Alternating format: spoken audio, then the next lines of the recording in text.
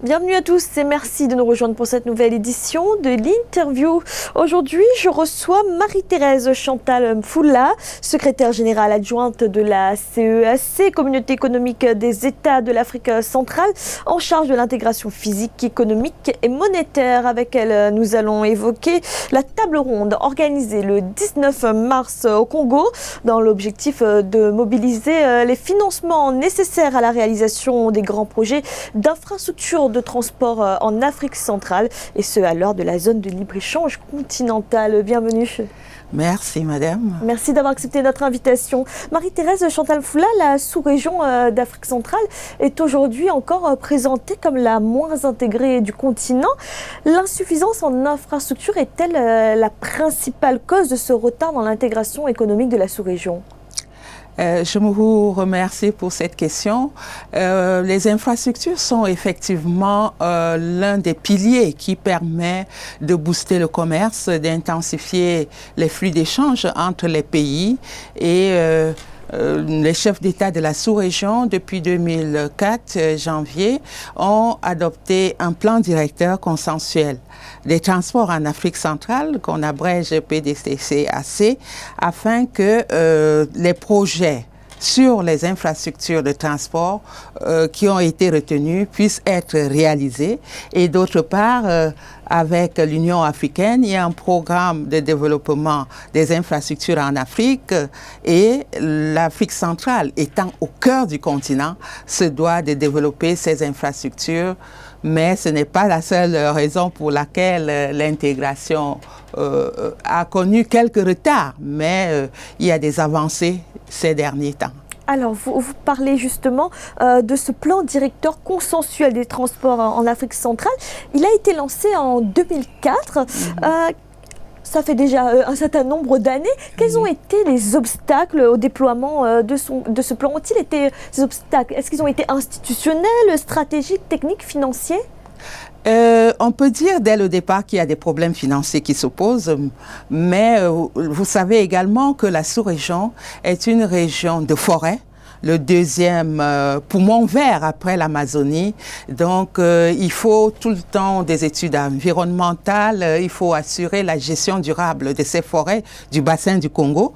Mais également, c'est une zone qui a connu des crises et des conflits. Ça a quelque peu retardé des grands projets d'infrastructure et d'autres problèmes, des raisons diverses qui font que les chefs d'État maintenant ont pris la décision de rattraper progressivement ce retard que nous avons accusé. Et ces projets ne sont pas les seuls que nous avons dans le pipeline. Nous avons plusieurs projets, mais ceux-ci font l'objet de tables rondes, tandis que d'autres, nous avons saisi directement certains bailleurs de fonds. Donc on y arrive pour accélérer la réalisation des infrastructures de transport et parvenir à un réseau de transport multimodal, comme l'indiquait Ahmad Alami, secrétaire général de la CEAC. Une table ronde aura donc lieu le 19 mars. Ça se passera au Congo, sous le haut patronage du président Denis Sassou Nguesso. La CEAC entend mobiliser 2,5 milliards d'euros, d'abord dans un premier temps pour la phase d'investissement prioritaire 2020-2024.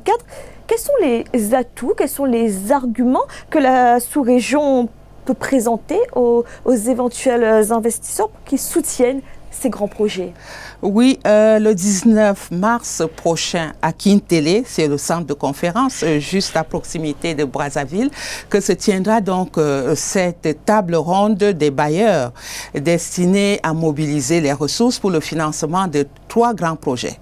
Il s'agit du projet de construction du pont route-rail sur le fleuve Congo entre Brazzaville et Kinshasa, et d'autre part le projet de navigation sur le fleuve Congo et ses affluents au Bangui et Sanga. Là, nous avons des aménagements fluviaux, des aménagements portuaires. Et le 3e grand projet, c'est le corridor qui doit partir du Congo, Wesso-Bangui-N'Djamena. Et ce corridor-là, d'un linéaire de 1310 000 km, tous ces projets ont fait l'objet d'études, dont les investisseurs doivent savoir que toutes les études ont été faites et qu'elle soit environnementale, que ce soit au niveau technique. C'est pour cela que quelque part, certains projets ont mis du temps à aboutir, comme le pont route-rail, on en parle depuis longtemps, mais en ce moment, il a fait l'objet d'une structuration par Africa 50, depuis que la République du Congo, République démocratique du Congo, la Banque africaine de développement et Africa 50 ont signé un accord. C'était à Johannesburg, lors du forum sur les investissements des infrastructures. Donc, Africa 50 ayant structuré, les investisseurs peuvent savoir que dès le mois d'août prochain, il y aura des passations de marché, tout se fera dans la clarté. Des dispositions sont également prises pour que la sécurité puisse régner dans la région. Et au niveau de la CAC, nous avons un mécanisme d'alerte rapide qui, ma foi, peut aviser lorsque des problèmes surviennent, de même que nous avons une force en attente. Alors là, vous parlez de la sécurité, la sécurisation de ces investissements, la sécurité qui est très importante pour obtenir la confiance des investisseurs, mais il y a quand même un élément, c'est que les investisseurs, on le dit, se tournent plus volontiers vers le secteur de l'énergie, réputé plus rentable. Alors, comment les convaincre d'investir dans les transports? Pour les transports, si nous prenons le cas du pont route-rail, le pont route-rail, il y aura des péages, il y aura des postes de contrôle uniques frontaliers pour faciliter les échanges, de même qu'au niveau des voies navigables, les ports, il y a des taxes, il y a des investissements de retour à l'investissement qui sont prévus. Et dans ce cadre-là, il y a déjà certains investisseurs qui pensent même que avant la table ronde, quelques jours avant, ils pourront procéder à l'identification des projets pour voir ceux qui sont rentables pour eux et pouvoir se prononcer. C'est-à-dire, en d'autres termes, que le 19 mars à Brazzaville, la République du Congo, République démocratique du Congo, le Tchad, la République du Tchad, la République centrafricaine, la CAC et la BAD des chefs de file pourront présenter tous ces avantages aux investisseurs, sachant que rien n'est philanthropique. C'est pour que les entreprises puissent se positionner et le financement se fera en partenariat public-privé, de même qu'il se fera par le blending, c'est-à-dire le mixage prêt-don. Et certains investisseurs se sont déjà positionnés dans ce cadre-là. Donc, on mettra en valeur aussi les ressources naturelles qui existent dans cette zone, de même que les ressources minières. Alors, vous parlez de la zone, mais vous avez parlé de 4 pays. Pourquoi ces 4 pays et pas les autres? Comme je vous disais au début de l'émission, ce ne sont pas les seuls projets. Nous avons certains projets comme ceux-là qui concernent les 4 pays, les 3 que j'ai énumérés, mais nous avons d'autres projets. Nous avons la construction d'un pont entre le Cameroun et la Guinée équatoriale. Les études sont également achevées. Les 2 pays ont signé des requêtes conjointes de recherche de financement et la BAD vient d'être sur le terrain pour l'identification de projets. Nous avons un autre projet entre la République centrafricaine et la République démocratique du Congo, la construction d'un pont entre Bangui et Zongo en République démocratique du Congo qui doit continuer jusqu'à Kisangani et atteindre Bujumbura. Et une bretelle qui partira de Kisangani jusqu'à Kampala. Nous allons déjà en Afrique de l'Est. Nous avons un projet de construction également de la route entre Brazzaville et Yaoundé. C'est un corridor.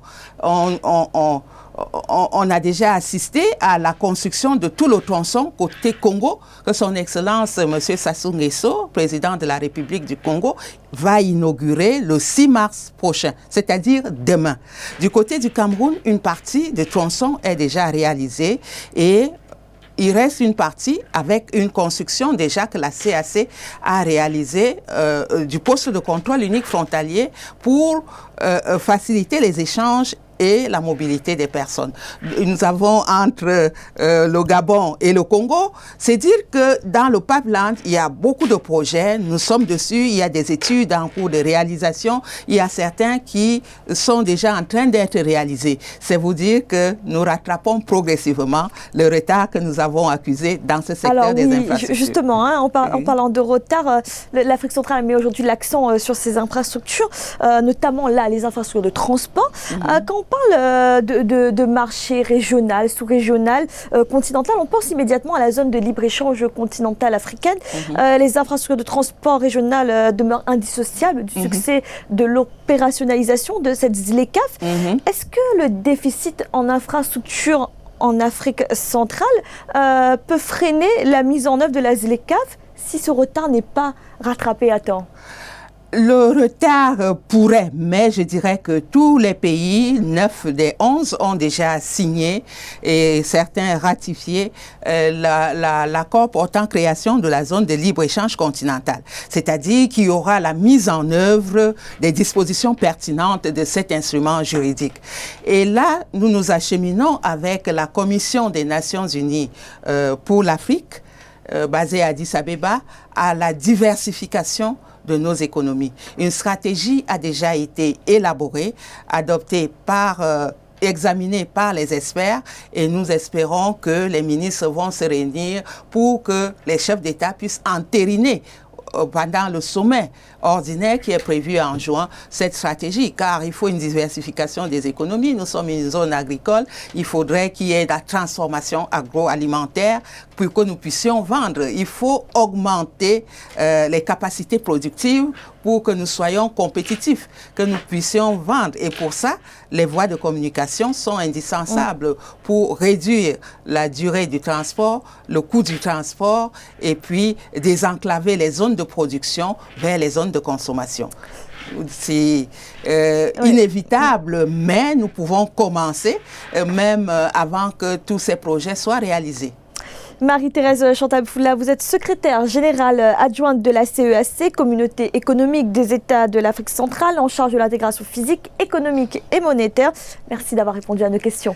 Je vous remercie infiniment. Et merci à vous de nous avoir suivis. N'oubliez pas, vous pouvez retrouver cette émission et tous nos autres programmes sur www.africa24tv.com et à bientôt pour un nouveau rendez-vous de l'interview.